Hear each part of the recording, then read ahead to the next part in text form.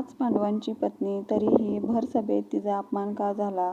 हा अन्याय होता की मागील जन्माचे कर्मफळ? श्रीकृष्णांनी दिलेलं उत्तर ऐकून तुम्हीही हादराल.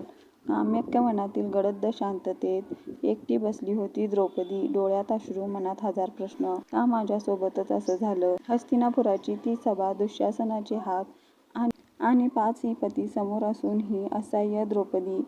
ते दृश्य तिच्या मनातून जातच नव्हतं. तेवढ्यात एक मंद बासरीचा स्वर. द्रौपदीने डोळे उघडले. समोर होते स्वतः श्रीकृष्ण. ती रडत म्हणाली, हे माधव, मी काय पाप केले होते? माझ्यावरच एवढा अन्याय का? कृष्ण शांतपणे म्हणाले, सखी, या जगात काहीही कारणाशिवाय होत नाही. प्रत्येक वेदनेमागे एक कर्म असतं. तुला तुझ्या पूर्वजन्माचं सत्य सांगतो. त्या जन्मात तू होतीस नलाईनी, एक सुंदर बुद्धिमानी कन्या. पण तुझ्या मनात एक इच्छा होती. तुला हवा होता धर्मात्मा, बलवान, महान योद्धा, सुंदर आणि विद्वान असा पती. 5 गुण एका पुरुषात. तू भगवान शिवाची कठोर तपस्या केलीस आणि वर मागताना तू 5 वेळा मला पती हवा असं म्हटलंस. शिव म्हणाले, तथास्तु. आणि म्हणून या जन्मात तुला मिळाले 5 पांडव. कृष्ण पुढे म्हणाले, एकदा तू एका साधूला नग्न अवस्थेत पाहून हसली होतीस. त्याने तुला श्राप दिला. तुलाही सार्वजनिक अपमान सहन करावा लागेल. आणि हस्तिनापुरात तेच घडलं. आणखी एकदा तू एका भुकेल्या भिक्षूला अन्न दिलं नाहीस. त्याचा शाप. तुला वनवास, भूक आणि दुःख भोगावे लागेल. द्रौपदी स्तब्ध झाली. मग हे सगळं माझी शिक्षा आहे का?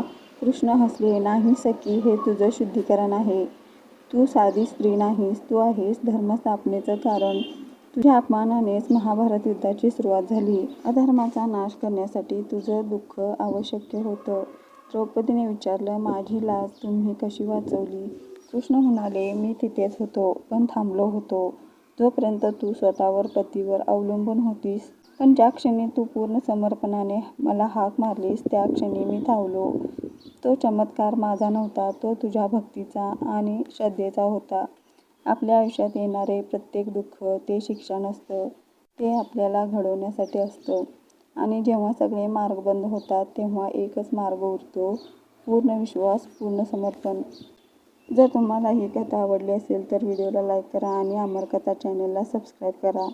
तुमचं मत नक्की कमेंटमध्ये लिहा. जय श्रीकृष्ण लिहायला विसरू नका.